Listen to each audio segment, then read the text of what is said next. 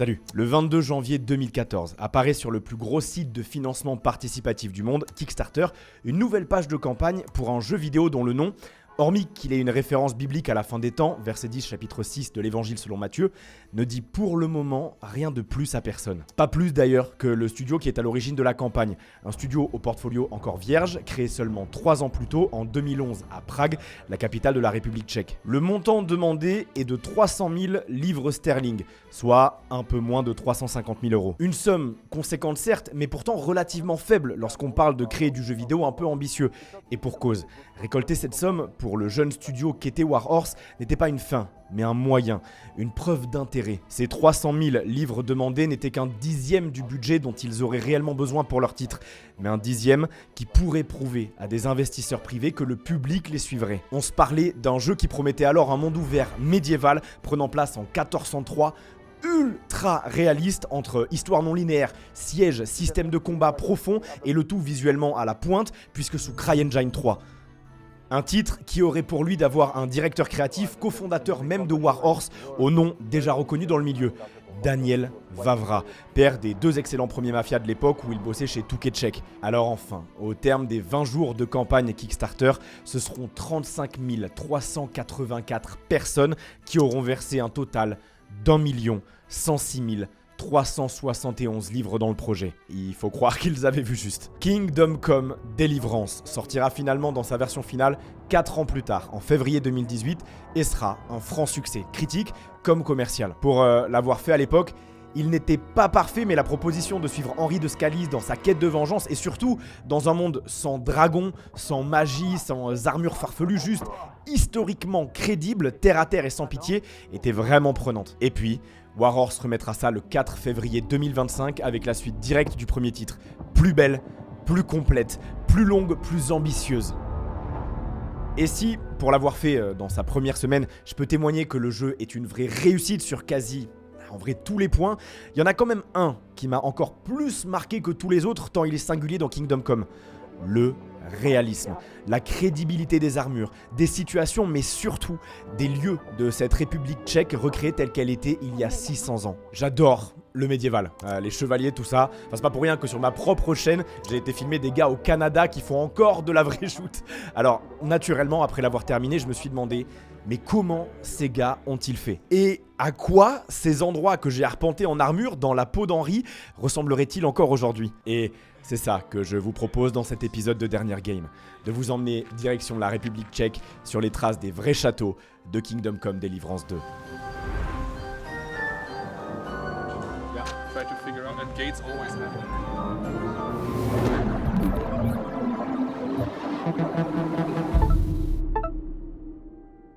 Dans cette vidéo, on va visiter 3 lieux de ce second opus. Alors, pour ceux qui ne l'auraient pas fait, ça va pas vous spoiler plus que ça, mais bon, quand même, vous pourriez vous gâcher quelques surprises du titre. Ceci étant dit, que diriez-vous d'aller au château de Trotsky, la forteresse de Maléchov et surtout la grande ville du jeu, Kuttenberg? Ouais, tous ces lieux existent encore bel et bien, et vous allez voir que l'attention du détail est assez folle. Ok, pour vous donner un exemple très simple, qui intervient au tout début du jeu, lorsqu'Henri et ses compagnons profitent d'une fin de journée au bord d'un lac en apparence quelconque.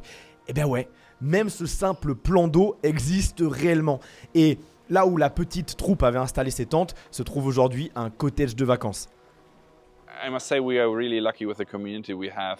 They are crazy, they are fun, there's a huge amount of them. And well, they are crazy. So they went on Google, not only on the pond where you were attacked in the beginning of the game, but on different various areas of the game. Pub where you're meeting with Janjiška and with all the people, right? They give Google reviews. They did that already for KCD 1, but in KCD 2 they got super bonkers and said something like, great area, but be careful of the bandits and something like that. It's funny. I don't know if the areas themselves read those reviews, if they like it. I hope yes. But on the other hand, it shows some humor, and if you lose humor, then you have nothing left in life. Ouais, les lieux sont tellement précis que dans le vrai monde, des fans s'y sont rendus poser des notes Google. Et celui que vous venez d'entendre vous raconter cette anecdote, c'est Tobias, le directeur de la communication chez Warhorse. J'ai pu l'interviewer, lui, ainsi que 2 de ses collègues pour cette vidéo. Hello, I'm Victor Heschel and I'm working in Warhorse Studio as head of art. I'm basically responsible for all the artistic decisions in the game. Hi, I'm Ondřej Bittner and I'm a senior narrative designer at Warhorse Studios.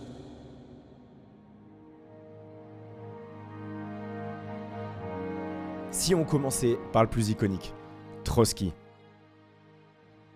Lorsque vous commencez le jeu, votre objectif est très clair, délivrer un message au châtelain d'un édifice perché sur 2 pics rocheux.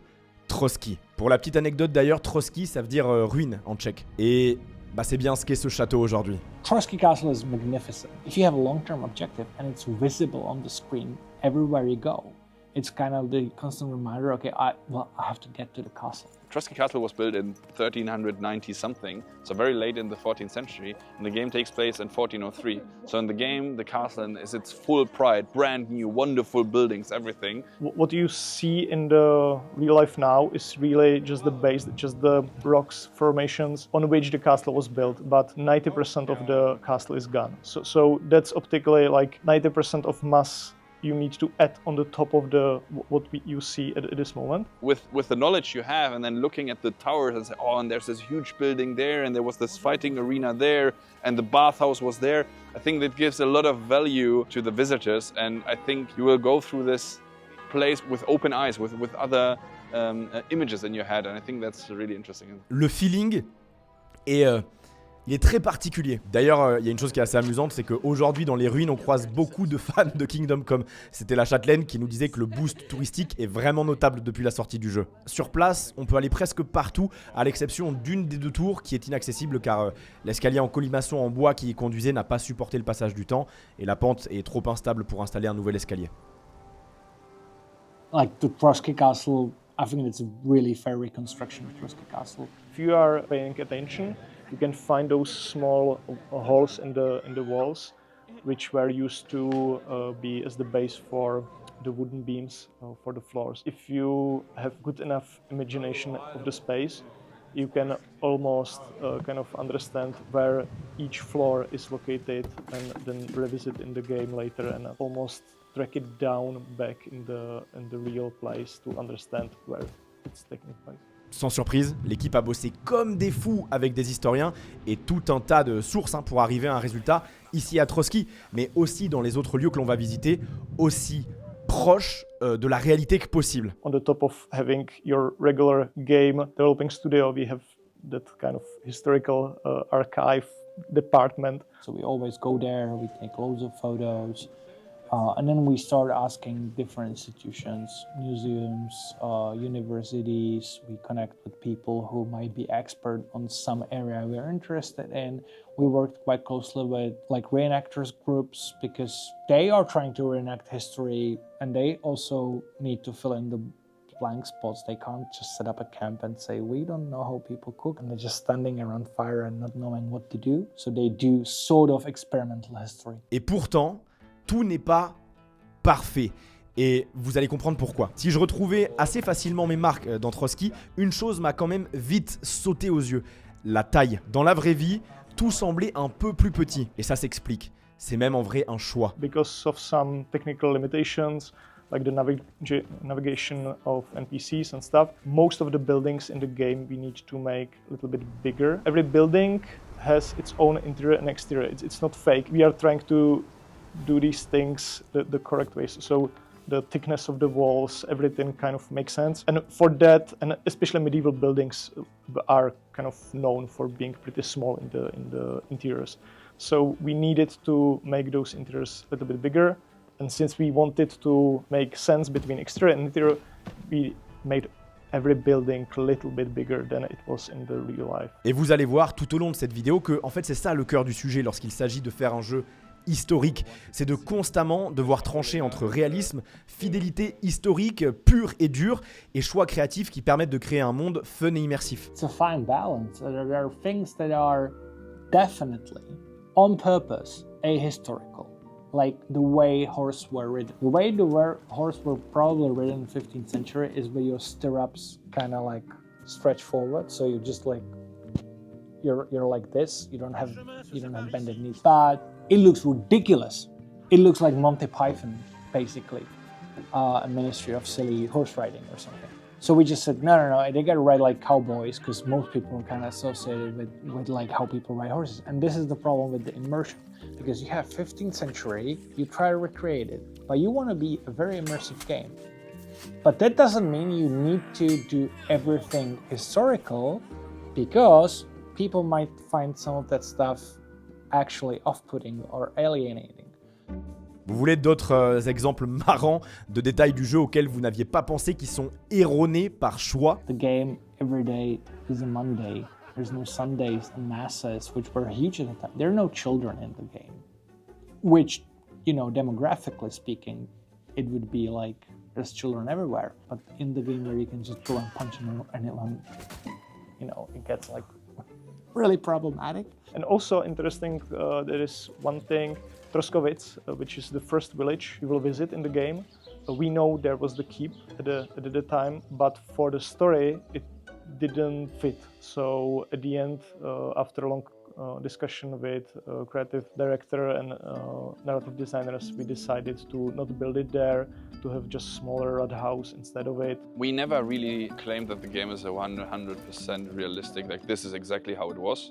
But we claim that it's the most authentic medieval representation so far in a video game. When we had to break it down between, hey, we have this problem now, should we make it realistic or should we make it fun gameplay? We always choose the fun gameplay because at the end it's a video game. Et puis, si dans certains cas, comme Trotsky, il y a des restes de ruines et de nombreux documents, parfois, souvent, les lieux à reconstruire n'ont plus grand-chose à voir avec ce à quoi ils ressemblaient au XVe siècle. Et c'est là que, de nouveau, il faut tâtonner. Et je pense que rien de mieux pour vous parler de ça que de vous emmener à Maléchoff.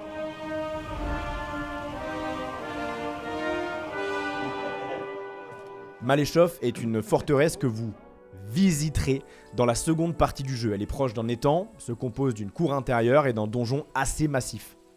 Problème, le bâtiment a été détruit, reconstruit, redétruit, reconstruit.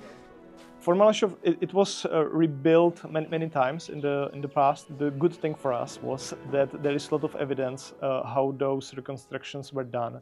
So we kind of can tell which building was built in which time period. So we are just basically peeling off all those newer things to get to the old core of the building. Pour Maléchoff, qui est aujourd'hui d'ailleurs une brasserie et un escape game sur le thème du jeu, il y avait encore quelques documents sur lesquels s'appuyer. Mais comment l'on fait lorsqu'il ne reste vraiment plus rien et aucune trace de ce à quoi ça pouvait ressembler? Et il y a quelques exemples de lieux comme ça dans le jeu. When you are doing a true historical academical work, you can say this is a blank spot, we don't know.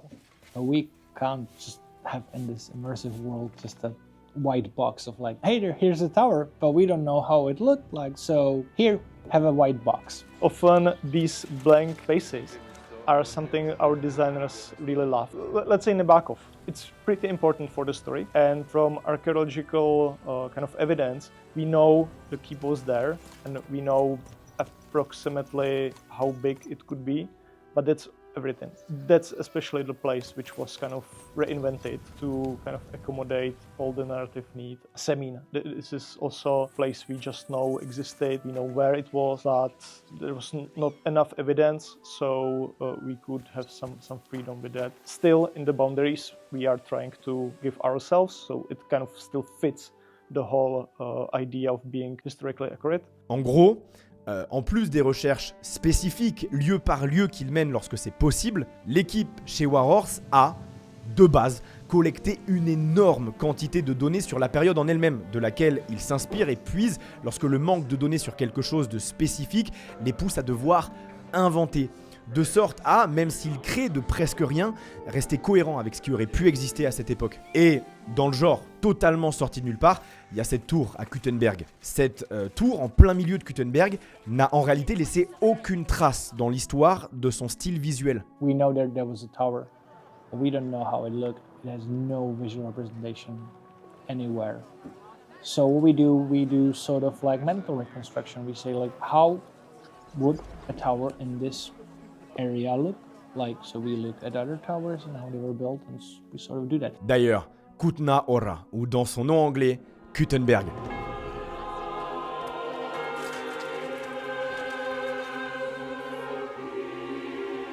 Aujourd'hui, petite ville de 21 000 habitants à 1 heure et quelques de route de Prague, mais à l'époque du jeu, l'une des villes les plus importantes de la région, rivalisant avec l'aura de Prague. Alors, il y a plusieurs lieux comme l'église Saint-Barbe, aujourd'hui pourtant joyau architectural du coin, qui était en construction lors de la période explorée dans Kingdom Come Deliverance II. Et là où dans l'aventure d'Henri on peut croiser des camps de mineurs, aujourd'hui on trouve de petites maisons excentrées du cœur de ville. Par contre, on distingue encore facilement le même relief. Kuttenberg, for instance, is interesting because they will hopefully feel familiar, so they will enter the city and will have this feeling like I've been here before. But meanwhile, look at the places and say, I don't recognize these places. So this combination of hey, I've been here is because the layout of the city and everything is still, of course, the same layout. It wasn't bombed or anything, so it's all the same. But throughout the ages, the people modernized their places, so they're still kind of medieval, but they're not like one-to-one, right? C'est ça.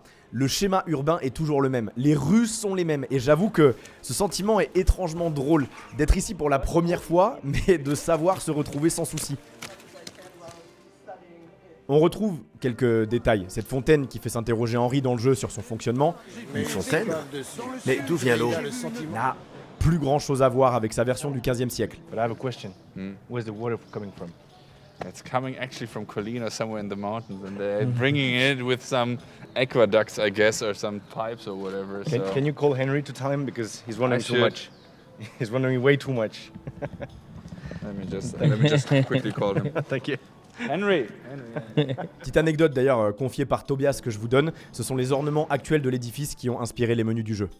Ce bâtiment, lui, est presque toujours dans son jus. On y voit encore des traces du passé minier de la ville que l'on constate bien en jeu. C'est assez facile de s'imaginer les rues, aujourd'hui dédiées aux voitures, remplies de commerce et de vie. Pour les intérieurs, d'ailleurs, pour en parler, ils ont dû faire du porte-à-porte et convaincre tout un chacun, les particuliers vivant sur place, qu'ils auraient besoin d'étudier les configurations des logements, des charpentes, etc., tout en leur assurant qu'ils n'avaient pas de mauvaises intentions sur le long terme. Ça devait quand même être tout un truc. Et puis, personnellement, il y a un endroit qui m'a vraiment saisi. Si vous avez joué au jeu, vous savez que la place forte de Kuttenberg, c'est la cour italienne, là où la monnaie était frappée à l'époque. Vous n'aurez qu'une occasion de la visiter durant le périple d'Henri. Et nous avons pu nous y rendre aujourd'hui. C'est fou, enfin je sais pas, je trouve ça fou d'être là où autant d'action a eu lieu derrière l'écran. Et l'endroit est le même. D'ailleurs en jeu, ils ont fait le choix de ne pas inclure une petite passerelle en bois pourtant bien présente à l'époque. Et de nouveau, c'est pas la seule chose qui est volontairement différente à Kuttenberg. I think the Jewish quarter is partially made up because we wanted to include the Jewish quarter for a reason that is really interesting that you have in Christian Europe, you have these people who are following Christianity and there's like a really interesting dynamic, sometimes on the positive side, sometimes on the negative side, and we wanted to show this because it's a huge part of our history. So we kind of moved it from a town which was like next to Kuttenberg, which is Kolin. I think Kolin had a huge Jewish population, Kutnahar not so much, so we kind of switched places. Mais au-delà de ça, tout est vraiment très fidèle. D'ailleurs, fait amusant, l'actuel maire de Kuttenberg, qui est assez jeune, est un fan du jeu. For us, or for the Czech people, Kingdom Come Deliverance is something like The Witcher for Poland. Right? Or Expedition 33 for France, for instance, right? It really quickly became something of a national treasure. Czech people, when international YouTubers, for instance, are streaming the game or playing the game, they're like in the comments section, like, oh yeah, that's my place, and we love that you play our game, come over to Czech Republic, I will be your guide. So it's really nice to see how the Czech people identify so strongly with the game and then carry out the love into the world. Government, actually, which is kind of funny, they are also seeing this as some kind of like interesting possibility maybe, right? So the mayor of Kuttenberg, he was visited not long ago by the Prime Minister of Czech Republic, and as a gift, he gave him a collector's edition of Kingdom Come Deliverance. So, et forcément, avec une équipe aussi engagée à recréer un passé fidèle à l'histoire, tout en faisant des compromis pour conserver la qualité de jeu du titre, j'ai voulu savoir ce qu'il pensait des jeux vidéo en tant qu'outil pour apprendre, qu'outil de pédagogie ou d'éducation. It's a great place to start be interested. The game itself is probably not the best place to go to find the truth about the medieval time, but it's really good, can inspire you and can be nice gateway to get the interest about the medieval stuff. And then if you are interested, if you want to learn more, then you can go in more classical ways how to educate yourself through the books and whatnot. I think that the best books about history I've read were the ones that it was sort of mixed with some narrative, some kind of like story. Et au final, en plus de m'être amusé des dizaines d'heures dans ce royaume de Bohème, une fois le générique arrivé, je me suis retrouvé à scroller des pages Wikipédia entières sur l'obscure histoire tchèque et à regarder des vidéos YouTube d'historiens analysant l'œuvre pour en critiquer les détails anachroniques. Et rien que ça, c'est rarissime. Et puis, j'ai fini par vous faire ce tournage dans ce petit pays d'Europe centrale, un pays que je n'avais jamais visité jusqu'ici, dans des villages que je n'aurais jamais même soupçonné visiter de ma vie auparavant. Alors, je crois qu'ils ont réussi leur pari. Les jeux vidéo, s'ils doivent composer avec l'essence même de leur origine, à savoir la nécessité d'être divertissants et de devoir faire des choix en conséquence, s'ils y mettent les efforts suffisants, peuvent être des outils exceptionnellement puissants pour fasciner tout un chacun à des mondes, des époques et des figures du passé qui n'attendent que d'être racontés.